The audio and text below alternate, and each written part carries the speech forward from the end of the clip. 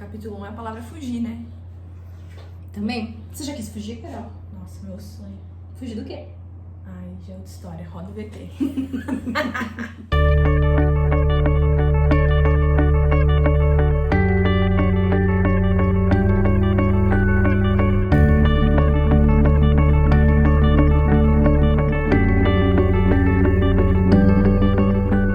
Fala, galera do nosso canal. Estamos voltando a todo vapor e agora a gente vai começar uma nova série sobre Jonas. Quase que a gente saiu aqui na briga porque eu queria Novo Testamento e ela queria esse Jonas, Ela entendeu? briga comigo toda vez, cara. Não, gente, isso não é Toda verdade.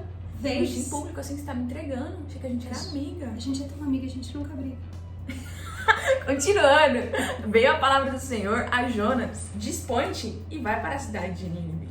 Isso mesmo, capítulo 1. O profeta Jonas é famoso, né, como um profeta que foge, que desobedece, que não tá em linha com o pensamento de Deus. A gente tem uma visão dele meio cômica, né, meio distorcida, eu acho. Mas eu acho muito interessante a história. Uma das questões que sempre aparece pra mim é: Jonas tinha livre-arbítrio? É complexo, né? Porque se a gente for analisar a questão do profetismo e Jonas, a gente vai discordar, eu e você. Ela acha que não, porque eu já joguei essa pergunta, assim, ela já fez aquela cara. E eu acho que tem, mas a gente pode apresentar as duas visões. Outro dia, mas hoje é só o capítulo 1.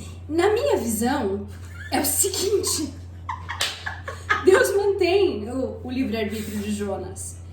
Jonas não só se recusa a ir pra Nínive, mas uma frase que repete 3 vezes naquele começo do capítulo é que ele foi pra onde foi, ele sai da cidade dele, ele vai pra cidade de Porto de Jopa, e aí ele desce pra um navio e ele compra uma passagem e ele quer ir pra Tarsis, que até onde a gente sabe é no fim do mundo conhecido. Por quê? E por isso que eu perguntei, por que você queria fugir? Ou do que você queria fugir? Jonas tá fugindo da presença de Deus. Então ele não tá só falando, não vou pra Nínive. Ele está fugindo de Deus. E eu acho que é uma coisa que Deus decidiu mostrar pra ele que não era possível. Por isso que é tão legal. Então assim, a questão nem é se ele tem ou não livre-arbítrio. A questão do capítulo 1 é possível fugir da presença de Deus? A gente percebe que ele faz todo esse movimento, repete 3 vezes, para fugir da presença de Deus. E aí a narrativa se volta para Deus no verso 4 e começa a perspectiva de Deus. E assim, eu tenho nesse momento uma imaginação assim, porque eu penso Deus assim, olhando para Jonas assim, né? Você tá querendo fugir de mim, né? E a reação de Deus é lançar sobre o mar um forte vento. O livro de Jonas e os capítulos também são construídos de uma maneira muito cuidadosa, então tem assim todo um palavreado que você acompanha. Lançar sobre o mar um forte vento que cria uma tempestade. E depois eles lançam a sorte. E lançam Jonas. Eu ia falar. Você tem um contraste que também é muito usado no texto pra gente entender como as pessoas estão reagindo entre Jonas e os marinheiros. Os marinheiros começam a clamar aos deuses. Eles começam a clamar aos seus deuses, eles são imediatamente acordados para a sua fé. E enquanto isso, Jonas está dormindo. E a tempestade acontecendo, ele sabia da missão que ele tinha. Eles não sabem mais o que fazer para impedir e eles usam uma das técnicas comuns, que é lançar a carga no mar. A ideia de lançar a carga no mar era fazer do navio mais leve para que ele não afundasse se entrasse água, se fosse uma coisa mais rápido. Mas é a vida, eles têm que preservar a vida deles, então eles começam a jogar a carga no mar. Descobrem que Jonas está dormindo. Carol, lê pra mim a frase do capitão para Jonas quando ele percebe que Jonas está dormindo. No verso 6 diz assim: chegou-se a ele o mestre do navio e lhe disse: que se passa contigo agarrado no sono? Levanta-te, invoca o teu Deus. Talvez assim esse Deus se lembre de nós para que não pereçamos. Gente, essa frase é muito legal. Ela é muito legal porque ela tá cheia de ironia, tá? Eu já ia perguntar, ela é irônica? Porque ela é muito irônica. Primeiro, que se passa contigo? Para e pensa nisso numa linguagem. A gente lê a Bíblia, parece tão comportado, mas naquela época era uma linguagem mais direta. Mano, o que você tem que tá errado com você? Que você tá dormindo no meio dessa tempestade? Você tá falando mano, Christian? Desculpa. Então véi, assim... por que você tá dormindo? Eu falo pra você, obrigada. Vai. Obrigada. Véi, por que você tá dormindo? Acorda, tá caindo o mundo lá fora. Bora, meu filho. Vai clamar seu Deus aí. Aí ele fala a seguinte combinação de palavras pra ele: levanta e clama. Aqui tá invoca. E tem essa tendência na tradução de trocar as palavras, mas no original é a mesma. O capitão está dando pra ele a mesma ordem que Deus deu pra ele. Levanta, vai a Nínive e clama contra ela. Levanta e clama ao teu Deus. Então aqui a gente tem a repetição, que a gente já explicou. Repetição. E a última ironia, para que esse Deus se lembre de nós. A ironia é, a tempestade está acontecendo porque Deus se recusa a esquecer de Jonas. Porque ele falou assim, você acha que você vai conseguir fugir de mim? Não. Então ele não precisa clamar para esse Deus lembrar dele. Ele precisa lembrar que esse Deus está sempre com ele. A frase do capitão, assim, ela corta, sabe assim, ela chega no fundo, realmente no profundo da questão. Aí os marinheiros decidem lançar sortes. Você sabe como funcionava, Carol, lançar sortes nessa época? Não. Podia ser, não sei se vocês conheciam essa música. É mais ou menos isso. A ideia era um sorteio, porque eles acreditavam que quem decidia eram os deuses. E eles tinham essa crença 100%. Quando você tira sorte, quem sorteia são os deuses. Eu não sei que método que eles usaram. Eles tinham métodos parecidos com os nossos, né, de sorteio. Mas na cabeça deles, a resposta vem dos deuses. Deus não responde sempre às sortes, mas ele tinha um método de sorte que ele dá para Israel saber a vontade dele, que era chamado Urim e Tumim, que ficava no peito do sumo sacerdote. Isso mesmo, ficava dentro de um bolso no peito do sumo sacerdote. As pessoas faziam as perguntas. Uma das pedras significava sim e a outra pedra significava não. A pedra acendia, Christian? A gente não sabe, a Bíblia não descreve a ação das pedras. Okay. A ideia era mostrar que não tinha sido aleatório. Tem que ter alguma coisa assim, porque tem instâncias em que, por exemplo, Saul consultava Deus e Deus não respondia. Então tem que ter uma maneira de não se responder, que é muito interessante, a gente não sabe como é que era. Mas então havia esse método e Deus vai usar esse método, mesmo sendo aqui agora um método pagão numa situação, ele vai usar essa situação para ensinar para essas pessoas. Não só para Jonas, mas para todas essas pessoas. E a sorte recai sobre eles e pergunta para ele, né? De onde você vem? Quem é você? E ele fala assim, eu sou hebreu. Eu temo ao Senhor, o Deus do céu, que fez o céu, a terra e o mar.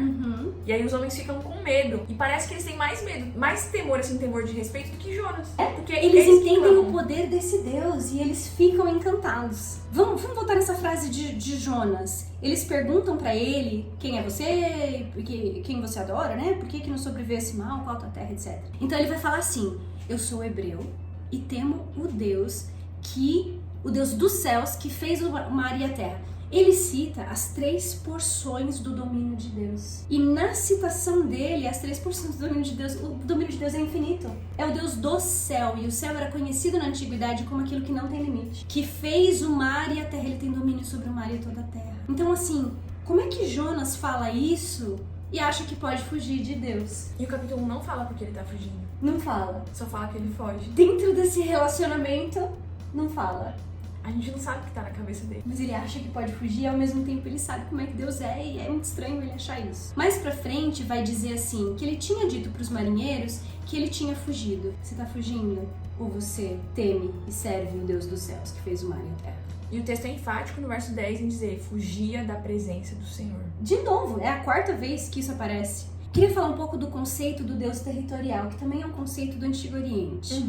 Para eles, os deuses tinham territórios e os seus povos habitavam seus territórios e esses deuses eram limitados a esses territórios ou tinham um poder diminuído se eles saíssem desses territórios. Os israelitas não acreditavam nisso e eles tinham um conhecimento de Deus que ia além. Teoricamente, às vezes a gente está dentro de uma cultura e acaba tendo a tendência a acreditar em coisas que, se você parar para pensar, não é realmente o que você acredita. Então, nesse caso, Jonas está agindo como alguém que não acredita nisso, mas ele está falando isso. Nesse momento, isso é importante porque ele está falando uma coisa e fazendo outra.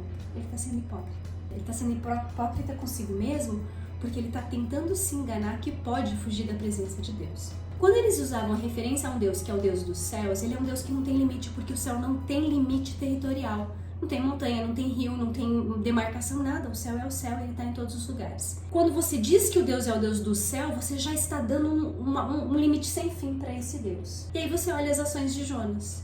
Ele está tentando fugir de Deus de 2 formas. Na verdade, de uma forma. É como se ele visualizasse o templo de Deus em Jerusalém. E ele quer ficar longe de Jerusalém. Então ele entra num barco e vai para Tarsis, vou voltar no mapa, que seria lá do outro lado do mar Mediterrâneo. Na cabeça dele, o ponto mais distante possível da habitação de Deus. Só que esse é o Deus dos céus. E esse Deus dos céus fez o mar e a terra. Então Jonas não vai conseguir fugir desse Deus. E prova do que a Chris tá falando é porque quando os marinheiros perguntam como que a gente vai resolver isso, ele fala assim, me lança no mar que a tempestade vai acalmar. E quando ele for lançado no mar, ele vai para as profundezas do mar, que é a segunda distância de Deus, o ponto mais profundo, que a gente vai falar mais quando a gente entrar no capítulo 2. Mas hoje é só um. Ele explica para os marinheiros, e os marinheiros têm dificuldade de entender que precisam lançar Jonas no mar. Mas eles eventualmente percebem que não vão conseguir, que eles vão ter que fazer o que Jonas está pedindo. E lançam Jonas no mar, e a tempestade para. E aí fecha aquele momento que eu falei, o texto é organizado. Começa no capítulo 4, Deus lança uma tempestade no mar. E eles lançam Jonas no mar. E quando ele lança a tempestade, ele lança um vento, eu acho, no mar, e começa a tempestade. Quando eles lançam Jonas, a tempestade para. E o ciclo fecha. E aí tem mais outros pontos que mostram esse ciclo fechando, que é assim, os marinheiros tinham começado o capítulo clamando aos seus deuses. Eles terminam o capítulo clamando ao Deus do céu. O Deus temendo, de o texto vai Jonas. usar essa expressão, temendo em extremo ao Senhor. Eu acho isso muito engraçado também, porque você tem um profeta que tá fugindo de Deus, mas por onde ele vai, ele converte todo mundo. E aí? Podia, cara! Olha isso! E às vezes eu brinco com os meus alunos, se você queria ser um profeta de sucesso, Carol, você preferia ser Jonas ou Isaías? Quem que você admira mais? Isaías, visão dos querubins. Isaías escreveu um livro de 60 capítulos. 60 capítulos. Ele não converteu ninguém, ele pregava, ninguém acreditava nele, todo mundo fazia tudo errado, ele sofreu a vida inteira. Aí você pega Jonas, que faz tudo errado, e aonde ele vai, ele converte todas as pessoas. Só que por trás disso está o poder de Deus. E o poder de Deus através de Jonas é assim, não só você não pode fugir da minha presença, mas tentando fugir da minha presença, você ainda leva a minha presença para todos os lugares que você vai. Porque o poder de Deus não é limitado pelas nossas escolhas. A gente pode estragar muita coisa na nossa vida, a gente vê que Jonas agora vai ficar 3 dias na barriga de um peixe. Mas Deus esteve com ele a cada passo do caminho. Não deu para fugir da presença de Deus. Então hoje a gente acaba por aqui. Deus também trabalha com a nossa humanidade e compreende a nossa humanidade. Isso que é o mais bonito em Jonas capítulo 1. Jonas está fugindo da presença de Deus, isso tem que ficar claro. E paramos por aqui hoje. Tchau, pessoal! Leiam Jonas 2, preparem-se para a próxima. Tchau!